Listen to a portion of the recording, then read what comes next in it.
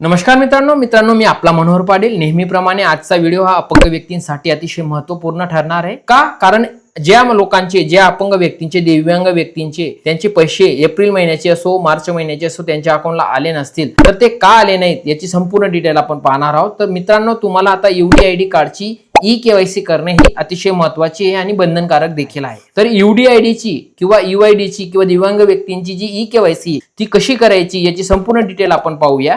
तत्पूर्वी आपल्या चॅनलवर कोणी नवीन आले असणार तर आपल्या चॅनलला सबस्क्राइब करा व तसेच बेल आयकॉनला क्लिक करायला विसरू नका। असेच महत्त्वपूर्ण अपडेट तुम्हाला आपण देत राहणार आहोत। त्याचबरोबर मी जी UDID ची KYC करणार आहे याची लिंक मी डिस्क्रिप्शन बॉक्स मध्ये देणार आहे। तुम्ही त्या लिंकला क्लिक करून एका मिनिटात तुमची KYC घरी बसल्या करू शकता। तर ती KYC घरी बसल्या कशी करायची आपला व्हिडिओ पूर्ण पहा, संपूर्ण डिटेल दाखवणार आहे। घरी बसल्या KYC OTP द्वारे करू शकतात। तर ती कशी करायची आपण याची संपूर्ण डिटेल पाहूया। स्क्रीनवर आल्यानंतर सर्च बारमध्ये युनिक डिझेबिलिटी सर्टिफिकेट सर्च करायचं आहे। त्यानंतर UDID पहिली वेबसाईट याला क्लिक करा।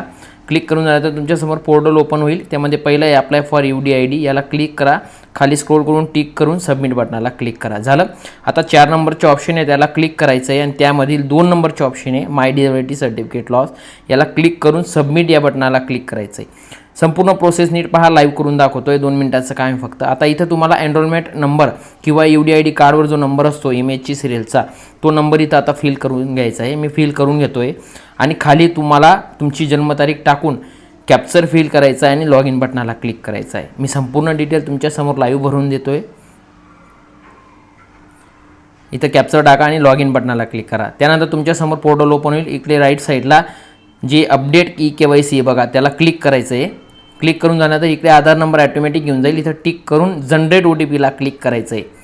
झाला। आता OTP तुमचा गेलेला आहे, तुमच्या आधार नंबरचा लिंक, तो OTP टाकून घेतो आणि व्हेरीफाय OTPला क्लिक करतो। हे बघा, क्लिक केल्यानंतर तुमची सक्सेसफुली KYC ही व्हेरीफाय झालेली आहे। अशा प्रकारे तुम्ही अपंग व्यक्तींची KYC करू शकता। जय हिंद, जय महाराष्ट्र।